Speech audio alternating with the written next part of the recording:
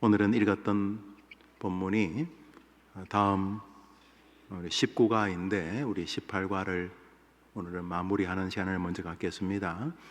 예수께서 하신 일, 연약한 자를 긍휼히 여기심에 대해서 말씀을 상고하고 있습니다.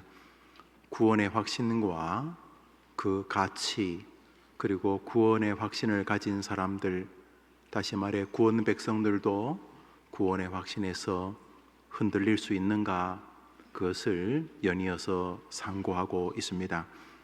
오늘은 18과 3페이지 웨스트민스터 대우리 문답 79번을 읽는 것으로부터 시작하도록 하겠습니다. 79번을 같이 읽어보겠습니다. 웨스트민스터 대우리 문답 79번 시작.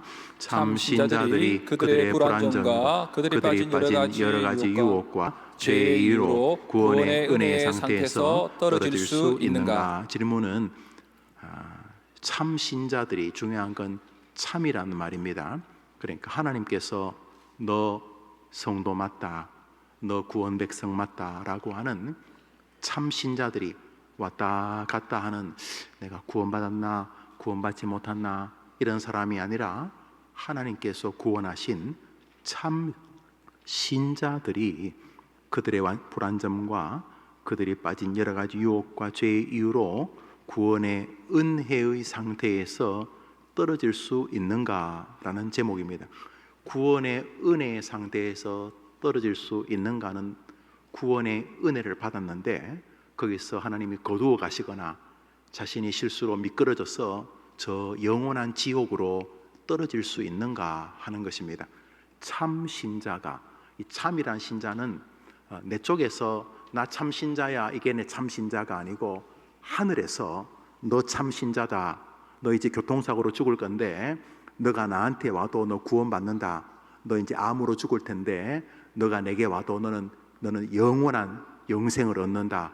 하나님께서 인정한 참 신자가 구원의 은혜의 상태에서 여러 가지 불완전과 유혹과 다양한 죄의 이유로 그 구원에서 떨어질 수 있는가? 이것이 이제 질문입니다. 답을 해봅시다. 답 시작.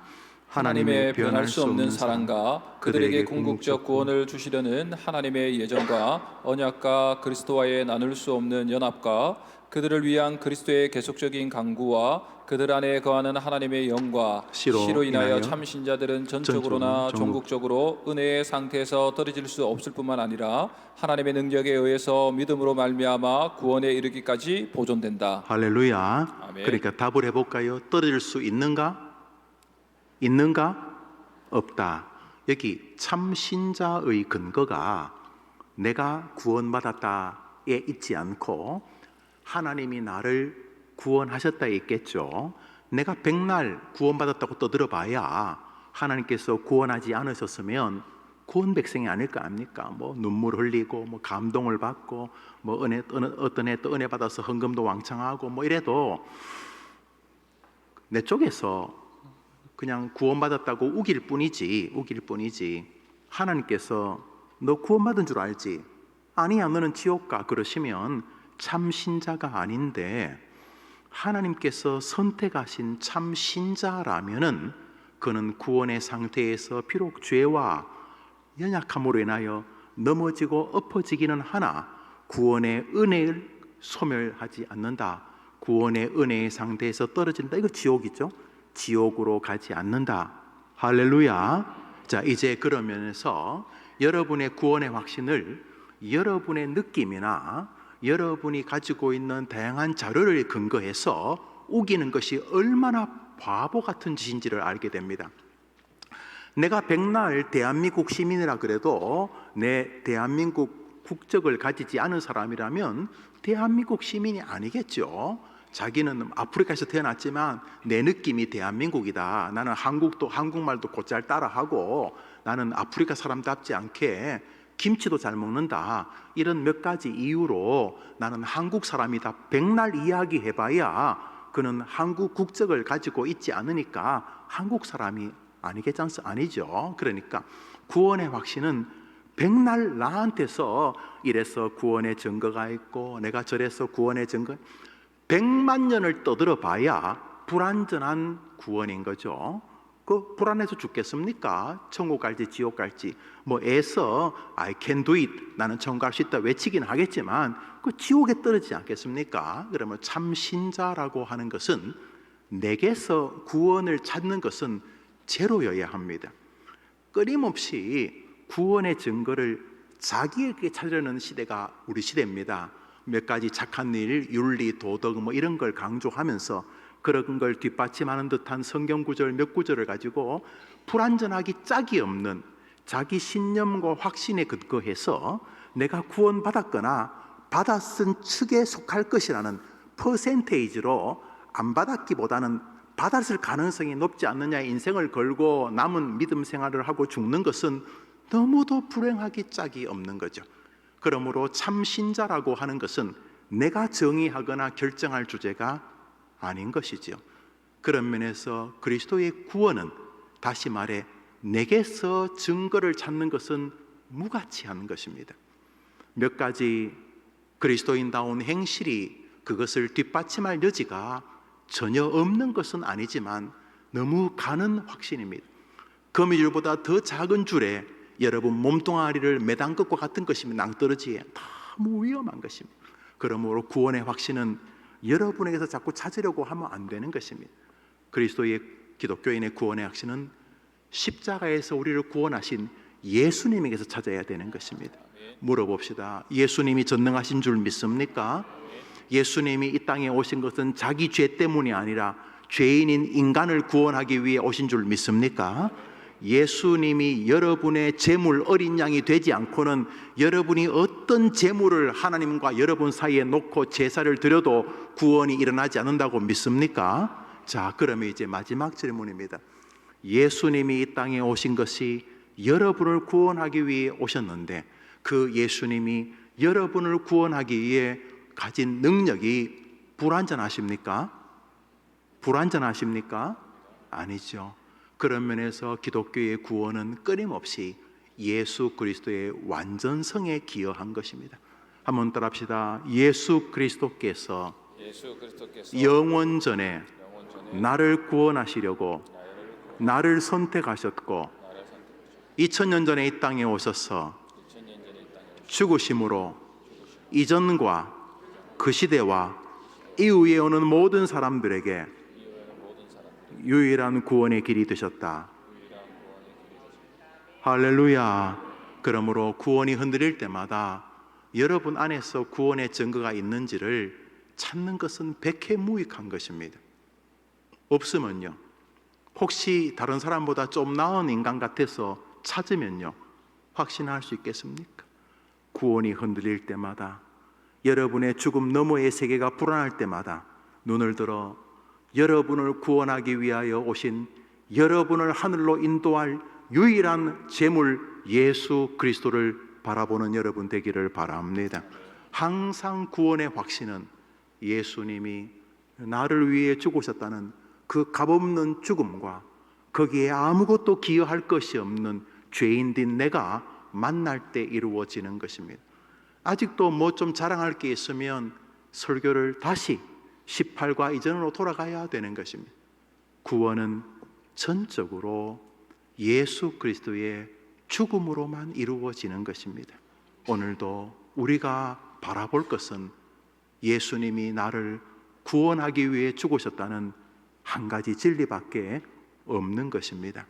놀랍게도 오늘 이 신조가 참 신자가 구원의 은혜에서 떨어질 수 있는가 하는 것은 우리가 우리 자신에게서 답을 찾을 수가 없어서 주님에게서 찾는 대답인 것입니다.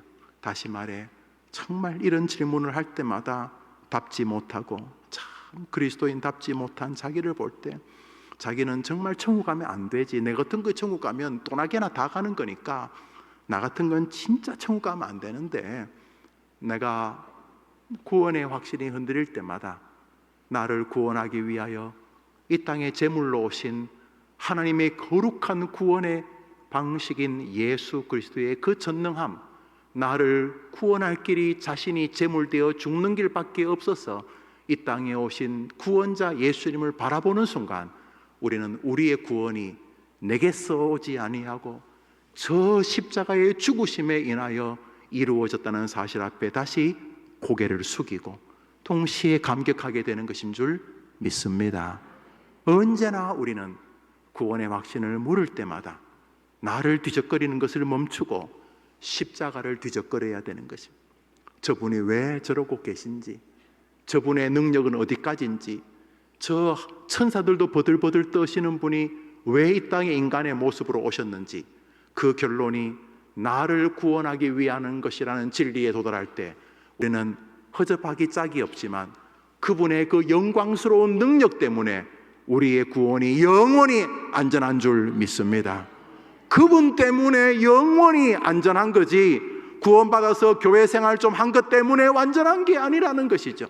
오늘도 우리는 그분만이 우리의 영원한 마지막의 변호자가 되는 줄 믿습니다.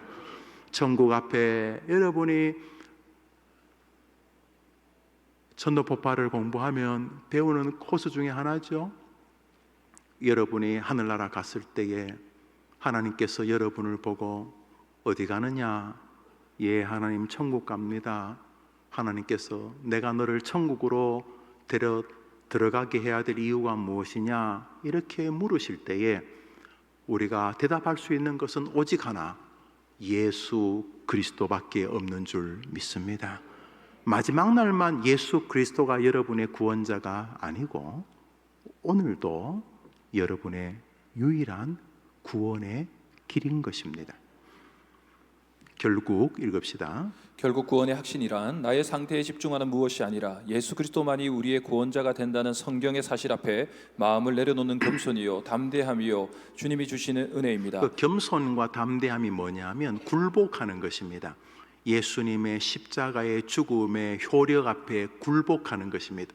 예수님 죽었다고 내가 구원받겠나 이런 교만을 떨지 않고, 내가 명색이 목사인데 30년째 목회했는데 구원받지, 이렇게 교만을 떨지 말고 예수 그리스도의 인류의 구원을 위해 죽으신 사건 앞에, 그분 앞에 굴복하는 것입니다. 십자가 앞에 무릎을 꿇는 것입니다. 나를 구원하기 위하여 하늘의 보좌를 버리고 이 땅에 오신 그리스도 어린 양, 우리의 구원자의 그 죽으심을 그대로 우리가 그 앞에 굴복하는 것입니다. 뭔 그런 사족이 많습니까? 예수님의 죽으심 사건 앞에 그냥 유구무원 입을 다무는 것입니다. 나를 구원하기 위해 오신 그 어마어마한 행차 앞에 우리가 입을 다무는 것입니다. 그것이 구원의 사건입니다. 결국 예수 그리스도를 만나는 것입니다. 어떤 예수 그리스도? 다른 방법으로 나를 구원할 길이 없기 때문에 당신이 제물이 되어 이 땅에 오신 그 우리의 구원자, 하나님의 어린 양이신 제물 예수님을 만나는 것입니다. 그 은혜는 나 자신이 결코 구원받기에는 합당하지 않은 존재라는 것과 내 안에는 구원의 근거가 될 만한 것이 아무것도 없다는 것을 알게 하는 은혜요, 우리를 하나님 앞에서 한심한 자로 인식하게 하는 은혜입니다. 거기 내 안에는 구원의 근거가 될 만한 것이 아무것도 없다는 것을 알게 하는 은혜라는 그 언더라인을 한번 줄을 꺼 보시겠습니까? 내 안에는 구원의 근거가 될 만한 것이 아무것도 없으면 어떡합니까? 그래도 애씁니까? 아무것도 없는데 내 안에는 구원의 근거가 될 만한 것이 아무것도 없는데, 없구나, 그 다음부터 뭐 합니까? 어디 산에 올라갑니까? 신학교 입학합니까? 없는데 내 안에는, 이제 여러분, 우리가 하늘나라 가잖아요, 그죠? 가게 되면은 이제 우리가 이 땅에서 7, 80년이 다가 아닌 걸 알게 되죠. 성경에 나오는 그대로. 그때 그 영원히 우리의 구원에 의해 결정되는데, 그 구원의 근거가 될 만한 게 아무것도 없다는 것을 우리가 이 땅에서 깨닫도록 우리에게 기회를 주신 것이지요. 그런데 지금도 교회 생활 좀 한 사람들은 자기에게 구원의 근거가 될 만한 게 있다고 생각을 해요. 그래서 막 남에게 말하는 거 보면 대단해요. 대단한 게 아니고 어리석은 거죠. 아무것도 아닌 걸 모르는 거죠. 자신에게 제대로 교회 생활을 했다면, 제대로 믿음 생활을 했다면 갈수록 자신이 뭘 하기만 하면 악취를 풍기는 존재라는 걸 깨닫게 되죠. 내가 이렇게 뭘 하는 게 다 죄구나. 막 엄청나게 조심스러워하고, 내가 뭐 이렇게 말하는 게 이게 그럴듯하지만 이게 죄구나. 이게 내가 이 숨 쉬는 것 자체가 죄구나. 교회 생활을 제대로 했으면 자기에게 구원의 근거가 될 만한 것이 아무것도 없다는 걸 깨닫죠. 여러분 이제 믿음 생활 해보시면 가끔 이제 그런 사람을 늘 봐야 되는데, 가끔 보죠. 가끔 믿음 생활을 해가는데 가끔 보죠. 자신이 갈수록 죄인의 괴수고 아무것도 없다는 것을 깨닫는 사람들 말이죠. 오늘 이 기독교가 뭐냐면, 내 안에는 구원에 뭐 좀 보탤 만한 건덕지가 아무것도 없다. 아니, 조금만 있어요. 아무것도 없다. 조금 있으면 우리 주님이 그거를 확대해서 배양해서 구원받아라 그러셨겠죠. 그래서 우리 안에는 우리가 구원을 얻게 될 만한 그 어떤 요소도 없다. 그래도 2% 정도 없다. 1% 없다. 0.001%는 혹시 내가 구원받을 만한 게 있지 않을까? 없다. 0.00001%만 있어도 예수님 안 오죠. 어리석은 분이잖아. 있는데 왜 오고? 0.01%를 찾아가지고 하면 되지. 성공할 가능성이 0.00000000000 뭐 지구상에 80억 있는데 0이 몇 개입니까? 80억 하려면 000000000 뭐 아이가 뭐 100만 조, 억만 조 경 액수가 제일 큰 게 뭔지 모르겠어요. 그 중에 1 억 분의 1만 있어도 예수님 너무 바보 같은 짓을 한 거죠. 길이 있는데 하나님이란 분이 와가지고 바보같이 십자가에 저런 참 부족한 분이 계신가 되는 거죠. 아무도 생각 안 하시죠. 그러니까 여기 있는 여러분 가운데 구원을 얻는데 그가 될 만한 건덕지를 가진 사람이 한 사람도 없는 거예요. 저도 마찬가지고. 기독교의 구원이 우리에게서 난 것이 아니라는 말은 예수를 믿기 전이나 믿은 후에도 똑같은 것이에요. 여러분이 구원을 여러분에게서 찾으려고 하는 모든 행실이 얼마나 악한 것인지를 알아야 되는데, 그 목사라는 양반들이, 신학교 선생이라는 양반들이 뭐 좀 착하게 살자, 뭐 어쩌고, 뭐 개혁, 뭐 거룩, 뭐 행실, 뭐 정의가 뭐 강가처럼 이런 시잘데없는 소리 하면서 헷갈리게 만든 것이, 기독교인들이 행실이 좀 부족하다는 몇 가지 이유 때문에, 그래서 어리석은 이야기들을 자꾸 퍼뜨리죠. 시대가 자꾸 이제 그런 걸 받아쓰기 하고 그러는데, 여러분 자신의 구원에 예민한 사람은 다른 거 별로 안 중요합니다. 그게 제일 중요합니다. 그 제일 중요하다는 말은 우리 안에는 구원에 도달할 그 어떤 근거도 없다는 것이 핵심입니다. 한번 따라합시다. 없다. 앞으로도 없다. 그러면 어떡합니까, 여러분? 구원 받으셔야 되지 않습니까? 그런데 여러분 가운데 구원의 근거가 될 만한 것이 하나도 없으면 어떡합니까, 여러분? 지금부터 끌어모읍니까? 애쓰고 막 금식기도 하고 루터처럼 막 계단으로 무릎으로 기어 올라가고 뭐 밥을 조금 먹고 자기 밥 남주고 그러면 구원 도달합니까? 없다. 우리의 구원을 위해서는 반드시 예수님이 필요한 줄 믿습니다. 이게 기독교입니다. 그런데 무슨 말을 자꾸 하는 것이죠? 예수님, 그분이 십자가에서 죽으시는 방법밖에는 내게 구원이 일어날 가능성은 제로이다. 어제도 제로고 오늘도 제로고 내일도 제로이다.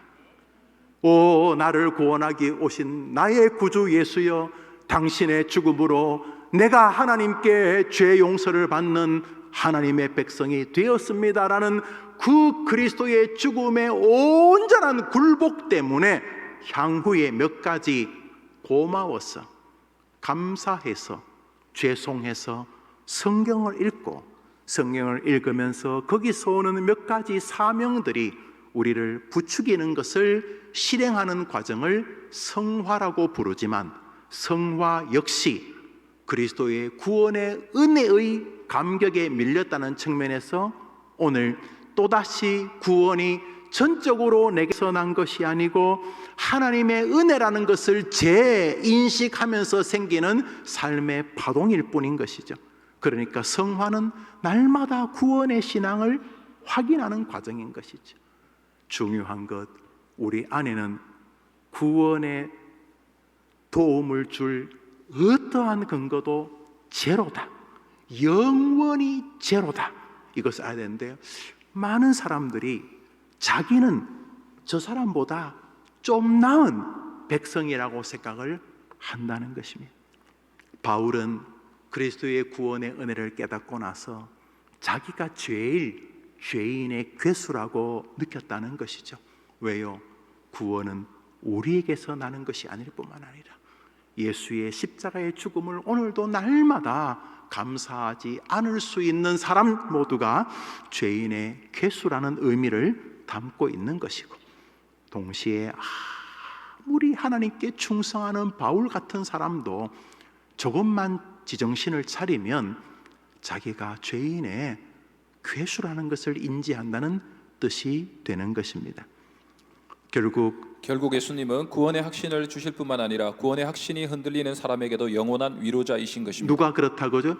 예수님. 예. 결국 구원의 확신이 흔들릴 때마다 백날 자기가 이랬냐 저랬냐 착했냐 안 했냐 남들보다 괜찮은 성도냐 아니냐 이런 게서 확인되지 않습니다. 금식기도 하는 거 다 좋은 일인데 이제 우리 원단 특별 금식기도회를 1월 1일부터 하는데 그래 그것도 다 귀한 일인데 그게 다 뭐냐? 구원에 도달하는 방식이 아닙니다. 그 모든 것들은 값없는 구원 앞에 오늘도 감사하는 삶의 태도들인 것이죠.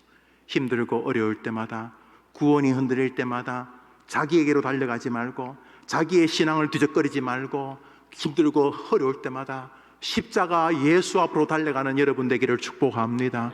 예수님이 왜 죽었는지를 뒤적거려 보십시오. 뒤적거리다가 그 십자가에 피 흘리시는 주님의 발도 한번 만져보고 그분하고 눈도 마주쳐보고 왜 그러고 계신지를 물어보십시오. 구원의 확신을 여러분의 지난 삶을 무슨 그래 뒤적거릴 게 있어요 여러분. 그러지 마시고 구원이 흔들릴 때마다 여러분을 뒤적거리지 마시고 십자가에 예수님을 뒤적거리게 되기를 축원합니다. 그래서 예수님 보다가 창세기가 열리고 예수님 보다가 출애굽기의 위기가 열리고 예수님 보다가 요한계시록이 말하는 하나님과 어린 양이 계신 천국을 맛보는 여러분 되기를 축원합니다. 그러므로 기독교인들은 구원의 확신을 가진 자입니다. 안 가질 수가 없죠. 예수를 부정하는 것이 구원의 확신을 부정하는 것이고 예수님을 인정하는 것이 구원의 확신의 출발이기 때문입니다. 십자가의 예수님은 나를 구원하기 위해 오신 유일한 구원자인 줄 믿습니다. 이것을 오늘도 여러분이 고백해야 하는 것입니다. 그러니까 그것은 굴복이 되죠. 예수의 죽으심의 굴복. 하나님의 명을 쫓아 기꺼이 이 땅에 죽으신 하나님의 어린 양 예수님의 죽음의 의미에 대한 굴복, 내가 너를 구원하기 위해 죽는다는 말씀에 대한 굴복, 인자는 많은 사람들을 구원하기 위해 자기 목숨을 대속물로 주기 위한다는 그 말씀에 대한 굴복, 하나님이 세상을 이처럼 사랑하사 독생자를 주셨다는 우리를 사랑해서 예수를 십자가에 주셨다는 요한복음 3장 16절의 말씀에 굴복. 여기 우리 자랑이 어디 있습니까? 여기 우리 신앙에 괜찮다는 걸 끼워 넣을 여지가 어디 있습니까? 제로. 늘 생각하십시오. 여러분이 괜찮다고 느끼는 것은 다 사단이 주는 것이 여러분 안 괜찮습니다. 여러분 저도 안 괜찮고 우리 다 죄인들입니다. 그래서 우리가 구원을 생각할 때마다 끊임없이 여러분 어바웃을 보지 마시고 구원이 흔들릴 때마다 십자가의 예수님을 바라보는 여러분 되기를 축복합니다.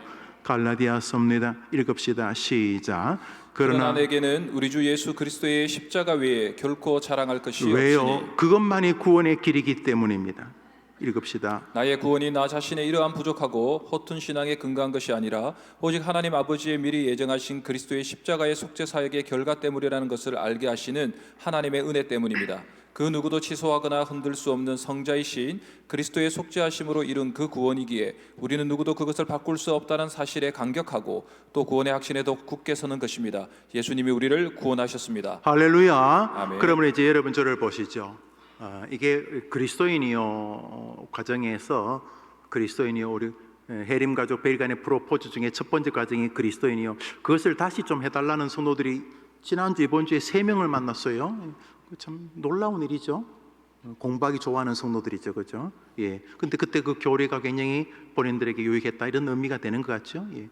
그게 이제 같은 의미이고 지금도 여러분이 같이 반복하는 거죠. 아니 저의 신앙이고 여러분의 신앙이죠. 그리고 하늘에서 만났을 때 제가 여러분들이 목사님 왜 똑바로 안 가르쳐 주셨어요? 그러면 제가 면목이 없잖아요. 그러니까 여러분하고 바르게 해야 되는데 중요한 것은 오늘 우리가 말했던 것은 구원의 확신에 관한 이 뻔뻔스러움과 죄송함을 여러분이 다 가지고 계셔야 돼요. 그 담대함과 겸비함이죠.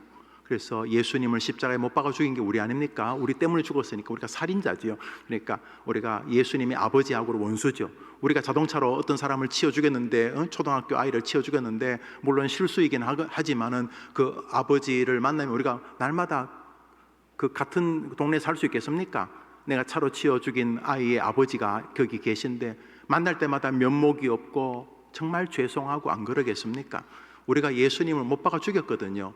자기 죄도 없는 분이 죽었는 건 우리 때문이니까. 그러니까 우리가 십자가를 보면 늘 이렇게 좀 쭈삣쭈삣하고 죄송하고 민망하고 참 안타깝고 답답하고 하나님 앞에 뭐 설명할 수 없는 죄인이죠. 사도 바울이 말하는 그 죄인 중에 괴수가 그거죠. 하나님하고 원수를 졌으니까. 그렇지만 그분이 죽으신 이유가 당신의 죽는 길 밖에는 김영우를 구원할 길이 없었던 거죠. 그 탁월한 하나님께서 나 같은 걸 구원하는 길이 뭐 천사 한 도리 죽이든지 뭐 한 대여섯 명 죽이시든지 아니면 지구를 반 잘라 불태우든지 뭐 이런 식으로 나를 구원하실 수도 있을 텐데 전능자가 죽는 길 밖에는 이 김용우라는 인간을 구원할 길이 없으셨던 거죠. 여러분하고 저하고 똑같은 거죠. 그래서 죽으신 거죠.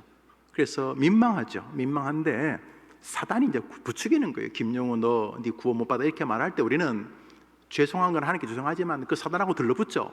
왜 붙으냐면 내가 구원의 확신을 가지고 있다는 걸 떠나서 예수님의 죽으심을 모독한 것이니까. 야 이 자식아, 네가 볼 때 그래 허접한 거 맞다. 네가 막 흔드는 대로 내가 흔들리지. 내가 안 흔들려고 하지만 안 흔들리려고 하지만은 막이 네가 흔드니까 나도 좀 흔들리는 거 맞다. 네가 볼 때는 꼴 참 답답하고 우습기는 하겠지. 그렇지만 이 나쁜 놈 마귀야. 뭐 내가 구원을 못 받았다고?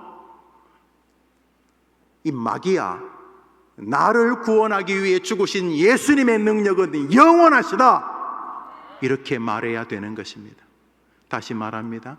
기독교의 구원의 확신은 내가 구원받은 느낌이 있고 찌릿찌릿하고 뭐 방언받고 뭐 어느 날 눈물 펑펑 나고 설교 듣다가 막 통에 자국 나오고 뭐 목구멍에서 피가 툭 튀어나오고 이래서 구원의 확신이 있는 게 아니고 그리스도인의 기독교인의 구원의 확신은 마귀가 나를 부추겨요. 너는 목사라는 게 어찌 그러냐. 너는 열등감도 많고 예를 들어서 또 교만하고 시기심도 막 낙심도 많고 사소한 것에서 뭐 의기소침하고 너는 왜 인간이 그러냐. 마귀가 나를 가지고 온단 말이에요. 그러고 뭐 지가 아는 능력을 가지고 나를 하면 내가 엎어지고 넘어지니까 마귀가 볼 때는 뭐 갖고 놀만한 거죠. 그런데 그 마귀가 말합니다. 그러니까 너는 아직도 구원에 도달하기 멀었어 라고 말할 때 나는 미친놈처럼 싸운다는 거죠.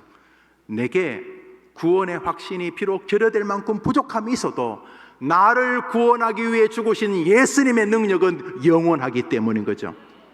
제 말을 이해하셔야 됩니다. 여러분의 구원의 확신을 여러분의 느낌에서 찾는 것은 좀 멈추시고 여러분이 구원의 확신을 흔들릴 때마다 여러분을 구원하는 길이 예수님이 십자가에 하나님의 어린 양 제물로 죽는 길이 그거밖에 없어서 하나님이 여러분을 위해 구원하시려고 예수님을 보내신 그 능력의 사건은 지금도 완벽하게 유효하다는 사실인 것입니다. 그 구원의 확신은 내게 구원의 기쁨이 있느냐가 있는 게 아니라 예수님의 구원의 죽음이 확실하다는 사실에 있는 것이죠. 할렐루야.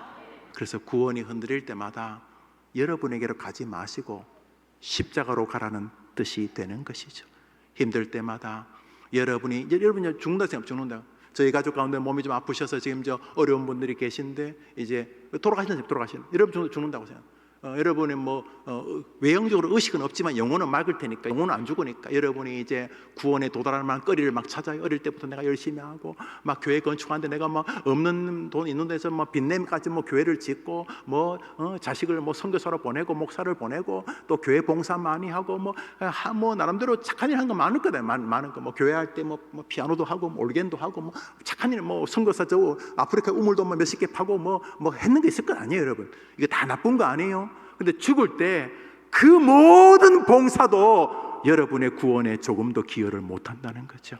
아니, 그게 구원의 확신의 과정일 수 있는데 여러분이 마지막 날 천국에 앉을 수 있는 유일한 길은 나를 위해 죽으신 예수님의 능력은 영원하나이다. 이것만이 여러분을 무사히 천국으로 인도한다는 것입니다. 십자가의 예수님의 능력만을 오늘도 붙잡게 되기를 바랍니다. 그걸 자꾸 묵상하면 말을 좀 조심해지는 것 같아요. 왜냐하면 나도 그놈인데 십자가의 은혜를 생각하면 그게 자꾸 고마워서 뭔가 좀 이렇게 하나님 위해서 뭘 하려고 하는데, 하나님 위해서 뭐 한다는 게 아니고 사람을 위해 하는 거죠. 하나님께 냉면을 사드리겠어요? 비빔밥을 사드리겠어요? 그 하나님에 대한 십자가의 은혜가 고마워서 하나님의 대리자들인 사람들과 믿음의 길을 걸어가게 되는 것이죠. 거듭 말씀을 드렸는데 여러분들이 기억하실 줄 압니다. 그러므로 내가 구원받았나가 아니라 그리스도가 나를 구원하셨나를 생각하십시오. 우리 같이 같이 읽어볼까요? 시작. 내가 구원받았나가 아니라 그리스도가 나를 구원하셨나를 생각하십시오. 끊임없이 여러분이 구원받았나 이렇게 자꾸 물어보시면 여러분이 뭐라고 대답할까요? 느낌? 구원받은 느낌. 옛날에 고등학교 2학년 때 부흥에 와서 뜨겁게 방언받을 때 그때 구원받으신 거예요? 언제 해림교회 하거나 목사님 설교 듣다가 막 구원받으신 거예요? 언제 구원받으신 거예요? 그러므로 내가 구원받았나를 묻기 전에 그리스도가 나를 구원하셨는가를 먼저 물어보시는 거죠. 거기에 네라고 답하는 순간 진짜 구원의 확신이 여러분을 붙잡게 될 줄 저는 믿습니다. 아멘. 예수님이 나를 구원하셨는가? 저기서 그냥 어리석게 달려있는 거 아닌가? 저거 어리석게 저기 십자가 저러고 계신 거 아닌가? 그게 어느 날 저분이 저기 계신 것이 나를 구원할 유일한 길이었구나 라고 하는 것을 깨달을 때 그것을 구원의 확신이라고 부른다는 것입니다. 이해되시죠? 그러니까 구원의 확신을 자꾸 자기에게서 나타나는 그 무슨 증상으로 확인하시려고 하면 다시 또 제가 말씀을 전해야 되는 것이죠. 담고 버리는 물음. 자신이 구원받았는지를 알기 위해 자기 안과 자신의 삶을 뒤적거리지 않고 나를 위해 십자가에 달린 예수님이 무슨 일을 하셨는가를 찾는 사람을 누구라고 부릅니까? 그걸 누구라고 부릅니까?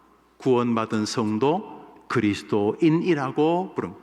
그리스도를 뒤적거린다는 표현이 옳은지 모르겠습니다만 자기를 뒤적거리지 않습니다. 그리스도를 뒤적거립니다. 4번입니다. 다음 주를 준비하는 물음. 우리의 구원의 확신은 내 안의 믿음과 삶의 흔적에서 발견되는 것이 아닙니다. 오직 예수님 안에서 발견되는 것입니다. 자신을 그만 바라보고 십자가의 예수를 바라보십시오. 그러면 이렇게 말하게 될 것입니다. 자신을 그만 보고 자신을 자꾸 그만 보고 참 안타까운 건데 우리 시대가 이게 주객이 전도돼 가지고 자꾸 자신 보자는 운동, 그것도 교회가 세상을 바꾸는 게 아니고 세상이 이제 교회를 바꾸려고 합니다. 세상 논리가 자꾸 교회에 들어가지고 세상 말이라고 다 안 들을 필요 없지만 우습기 짝이 없는 세상이 말하는 무슨 도덕, 윤리 이런 인권 같은 거 이런 황당하기 짝이 없는 이런 일들이 자꾸 교회 안으로 밀려오고 어릴 때부터 학교에서 자꾸 그런 정말 반기독교적인 것들을 자꾸 이렇게 가르치면서 그게 자꾸 대세가 되려고 하는 거죠. 여러분, 기독교는 말이죠, 착하게 살아서 구원에 도달한 종교가 아니고 값없는 은혜가 민망해서 그게 너무 고마워서 그 감사 때문에 그 감사의 결과로서 보여지는 처신들의 종교인 거죠. 근데 사람들은 기독교의 핵심인 구원을 빼버리고 나머지 것들을 보려고 하니까 뒤죽박죽이 되어져 버린 것이지요. 그러나 구원이 자기에게서 나는 것이 아니고 예수 그리스도의 오직 십자가에 근거한 것이라는 사실을 온전히 깨달을 때 감격이죠. 감격, 가슴 뜨거운 감격. 날 위해 죽으신 하나님 예수에 대한 감격. 그 감격이 고마우면 갑자기 벌어지는 일이, 아빠가 너무 고마우면 아빠를 부둥켜 안거나, 아빠가 너무 고마우면 아빠 힘내세요 이러면서 어깨를 주물러 드리거나, 자기 용돈을 아껴서 아빠가 좋아하는 무슨 그런 음식을 사드리거나, 그 고마움의 발로죠. 기독교인은 그 고마움의 발로와 자신이 구원받을 수 없는 죄인이란 인지 사이에서 벌어지는 몇 가지 처신들이 외형으로 보여질 뿐이지, 밑바닥에 중요한 것은 예수 그리스도의 구원의 은혜, 바로 그것인 것이죠. 그게 없이 교회 생활을 하려고 하니까 이게 거의 묘기 대행진이죠. 그래서 뚜렷한 구원의 확신의 증거가 있는 사람들이 교회 일을 해야 되죠. 뚜렷한 예수 그리스도의 그분의 죽으심의 그 황망한 사건, 천사 몇 명 보내면 안 되겠나 싶었는데 아닌, 그분이 직접 죽으시는 길 외에는 구원이 나에게 이루어지지 않는 어마어마한 사건 앞에서 은혜를 체험한, 이 또 은혜를 체험한다니까 또 무슨 불 받고 이런 게 아니라 그 십자가에서 예수님이 달려 죽는다는 게 도대체 무슨 의미인지를 기가 막히게 인지하게 되는, 아니 천사 나부랭이 몇 마리 보내지가 아니라 전능하신 하나님이신 성자께서 십자가에서 친히 제물로 피 흘려 죽지 아니하고는 인간의 구원이 도저히 일어나지 않는다는 사건을 인지하고, 그리고 나서 성경 창세기부터 계시록까지 다 그 이야기, 예수가 와서 죽는다는 이야기, 처녀가 잉태하여 사람으로 아들을 낳는데 그 애 이름이 전능자 하나님이라는 이야기, 제물이 죽어야 죄 용서를 받는 레위기의 이야기, 마지막 날 요한이 하늘에서 봤는데 하늘에 하나님이 계신데 그 옆에 또 다른 보좌가 계신데 그분의 이름은 어린 양인데, 모든 천군 천사와 사람들이 하나님과 그 어린 양을 경배하고 있는 장면이 도대체 무슨 이야기인가? 예수 그리스도의 구원의 죽음의 이야기라는 것이죠. 할렐루야. 이것을 구속사적 성경관 이래 부릅니다. 예수 그리스도가 죽으심으로 인류를 구원하려는 창세기부터 계시록까지 서로 다른 저자가 한 주제를 구슬이 꿰어져 있는 것처럼 꿰어져서 예수 그리스도의 이야기라는 주제로 하나가 되는 책, 성경책. 그래서 예수님도 책을 나에 대하여 증거하는 것이라고 뚜렷하게 말씀하신 구원자 예수, 그 예수가 나를 구원하기 위하여 십자가에 죽는 길밖에 없으셔서 십자가에 죽으셨다는 이야기를 대충 듣지 않고 진지하게 그 사실을 그 앞에 굴복하는 과정이 구원의 확신이라는 거죠. 굴복하는 여러분 되기를 바랍니다. 거기 오래 머무십시오. 십자가 아래 오래, 벌떡 일어나서 자꾸 딴 거 하러 다니지 말고 십자가 아래 오래 머무십시오.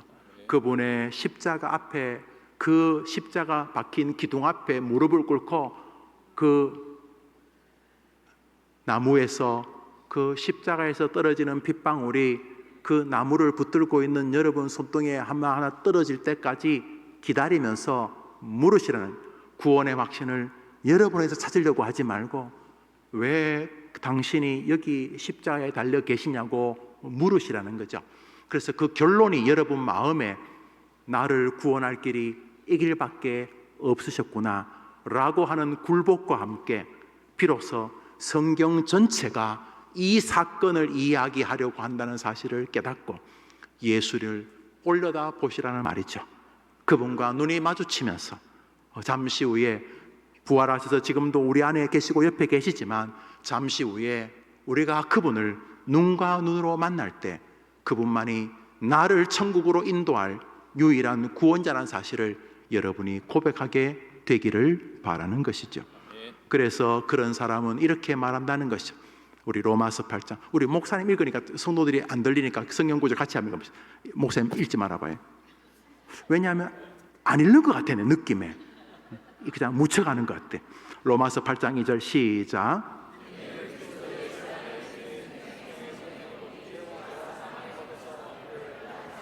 이거는 뻔뻔함입니다. 아직도 죄 지을 것이니까. 이 로마서 8장 2절을 기록할 때 바울은 점도 흠도 없었을까요? 그런 사람이 어디 있어요? 이 땅에서 점도 흠도 없었던 유일한 한 사람은 예수님밖에 없어요. 베드로도 이방인들하고 밥 먹다가 그 유대인들이 들어오니까 그 구설수에 안 오르고 싶어서 밥 안 먹은 척 쇼한 적이 있었거든요.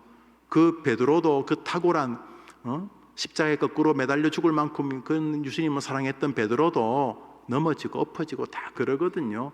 여인이 낳은 자 중에 제일 큰 자란 세례 요한도 감옥에 들어가니까 흔들리잖아요. 그래서 제자들을 보내고 조금 전까지 자기가 세상 죄를 지고 하는 하나님 어린 양이라 그래놓고도 나무에 그 감옥에 갇히니까 오실 메시아가 당신이니까 이렇게 묻는 것 자체가 다 넘어지고 엎어지는 거. 인생은 다 50보 100보예요. 엘리야 보십시오. 갈멜산에서 850대 1로 싸워도 또 이세벨이 죽이겠다 그러면 또 엎어지잖아요. 인간이 다 그래요. 다 그래요. 그래서 제가 기본적으로 인간을 다 비슷하게 봐요. 여러분도 그러시겠지만 다 거기에요. 그러므로 믿음의 길을 걷는 동안 우리가 하나님의 은혜 외에는 길이 없다는 사실을 고백하는 것이 그게 성화요. 그게 그리스도인인 것이죠. 또 여러분에게 마지막으로 말하는 것은 예수님이 죽은 이유를 여러분이 훼손하면 안 됩니다. 여러분이 구원받을 건덕지가 있으면 절대로 예수님 실수한 것이니까 없어요. 구원받기 전에도 없었고 구원받은 이후에도 없어요. 오늘도 그저 감사할 뿐인 거죠. 그 감사의 여정이 우리에게 성도의 교통이 되어지는 것이죠. 그런데 그걸 구원의 증거로 내미는 것은 우습기 짝이 없는 것이지요. 구원의 증거는 예수 그리스도에 대한 온전한 믿음밖에는 없는 것이고, 여러분의 구원의 근거는 여러분을 구원할 길이 그거밖에 없어서 이 땅에 오신 예수의 십자가뿐인 줄 믿습니다. 그러므로 이 사건을 여러분이 긍정적으로 받으면 이렇게 담대하게 됩니다. 물론 자기가 죄인 중에 괴수인 걸 알지만은 예수님의 능력 때문에 모든 죄와 사망에서 나는 예수님으로 인하여 건진받은 줄 믿습니다 라고 감히 고백하게 되는 것입니다. 내게서 그런 것이 있는 것이 아니라 십자가에서 그런 일이 벌어지기 때문입니다.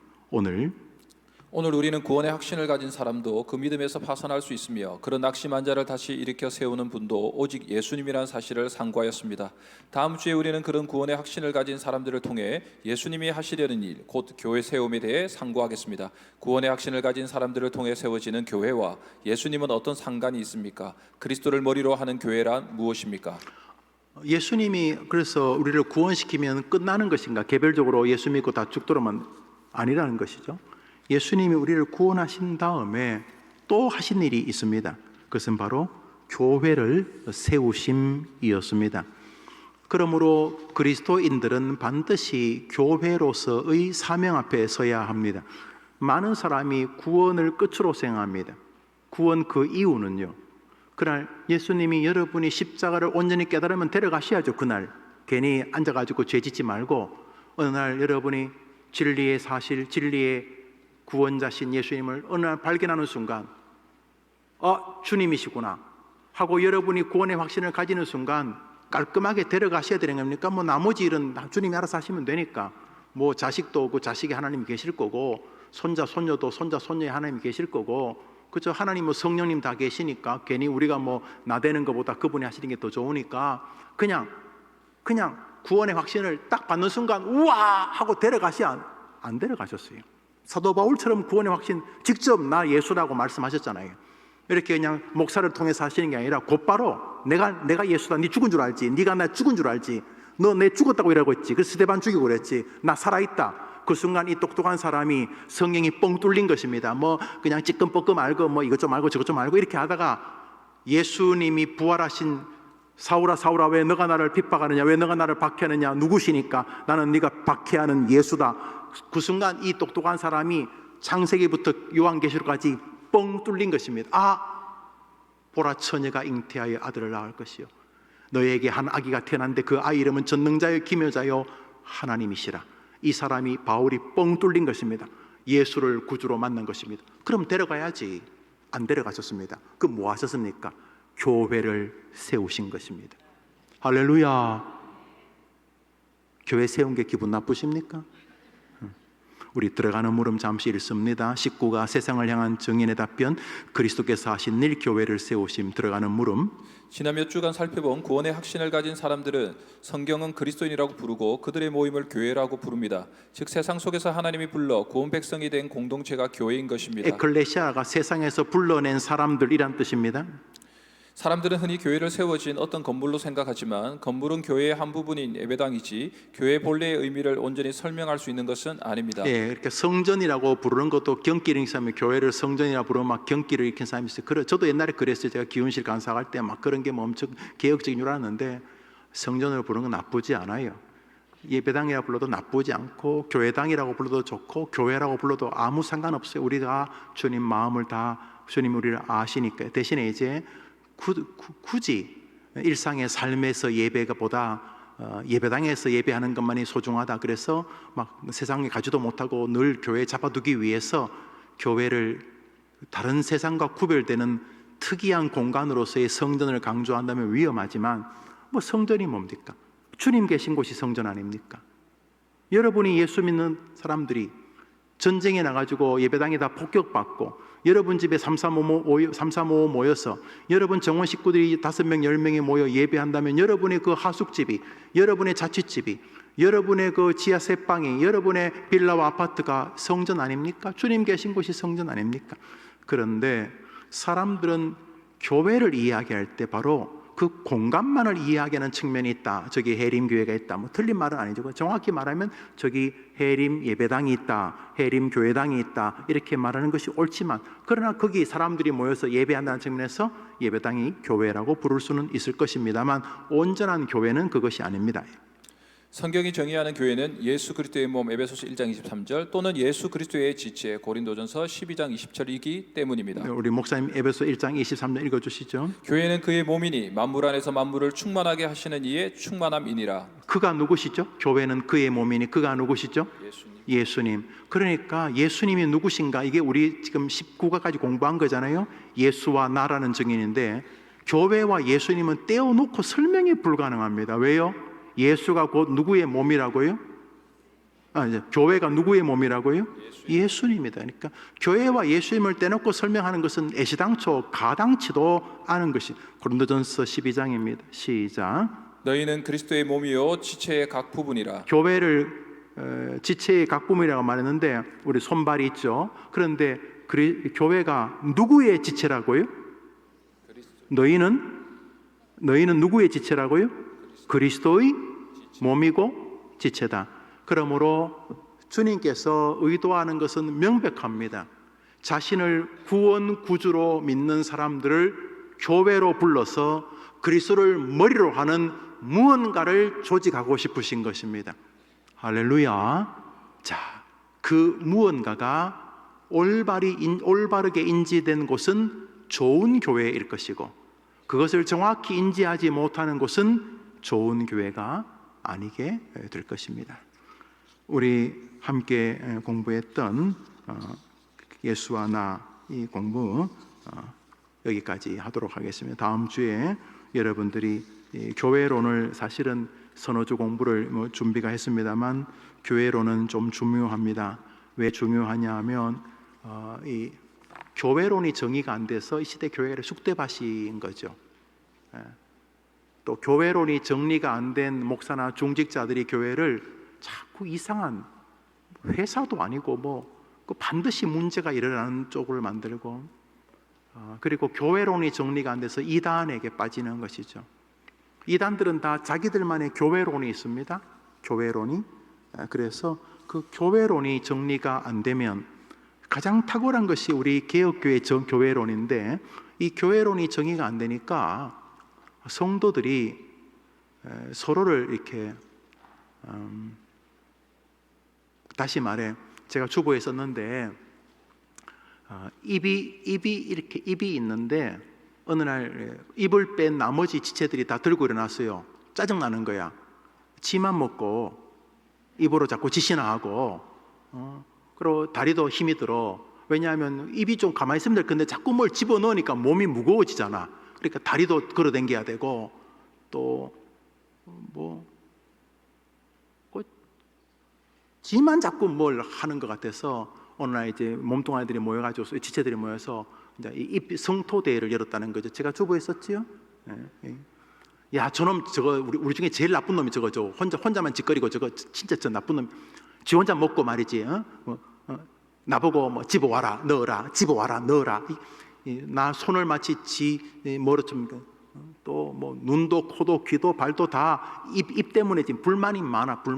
그래가지고 나중에 다리가 한마디 해서, 우리 앞으로 저 입에다가 아무것도 해주지 맙시다.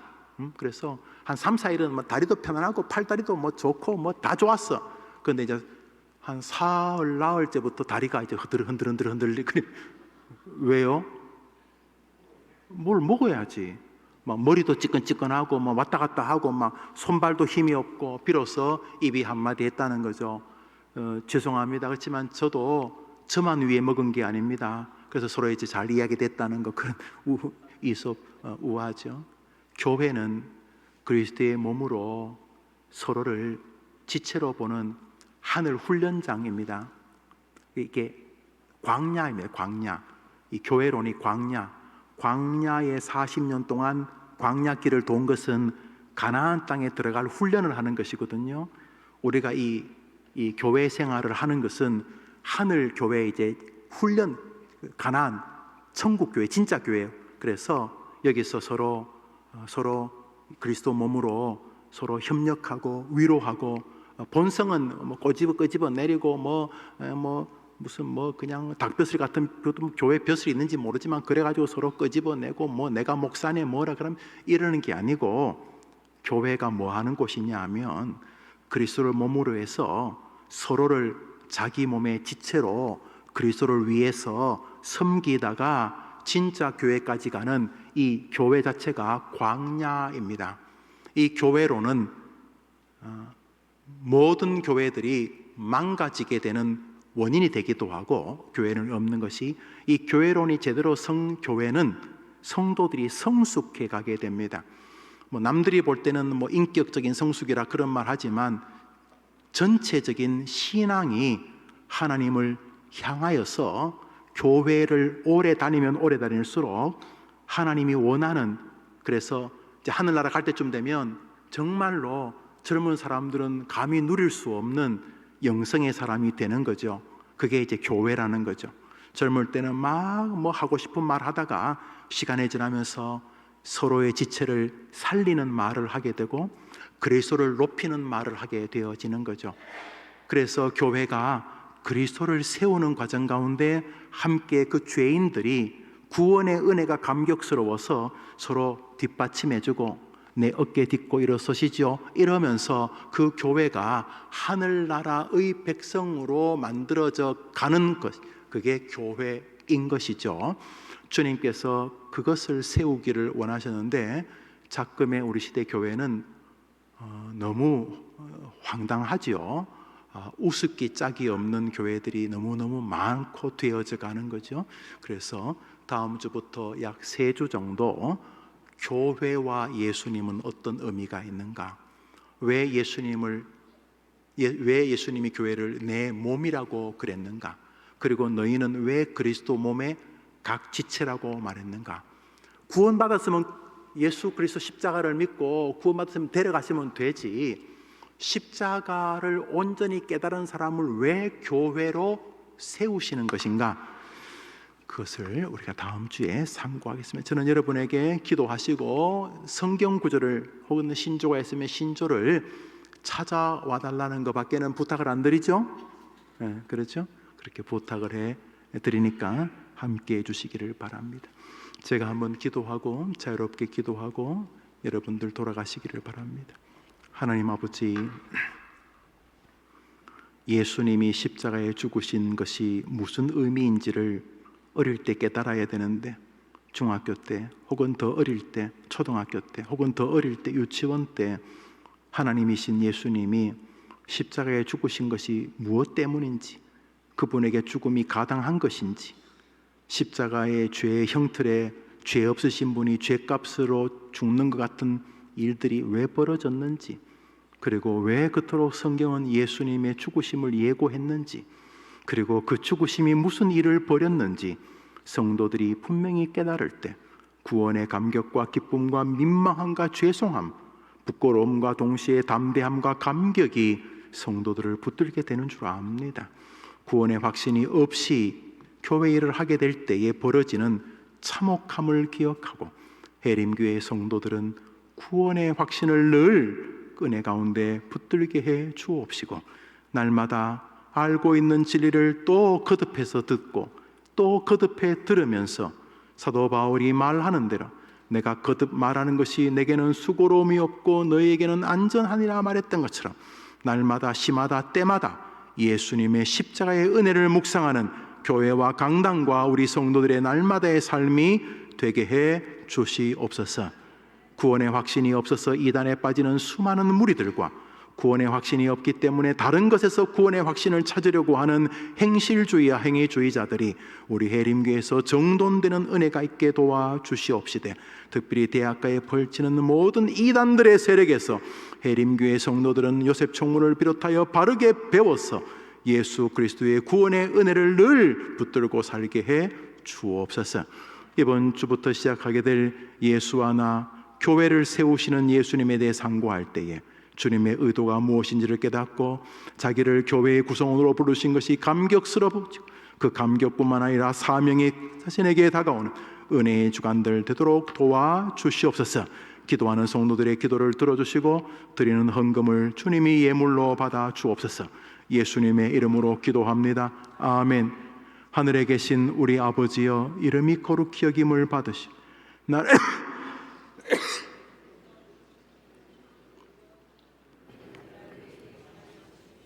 우리가 우리에게 죄 지은 자를 사하여 준 것 같이 우리 죄를 사하여 주, 우리를 시험에 들게 하지 마, 다만 악에서 구하옵소서. 대개의 나라와 권세와 영광이 아버지께 영원히 있사옵나이다. 아멘.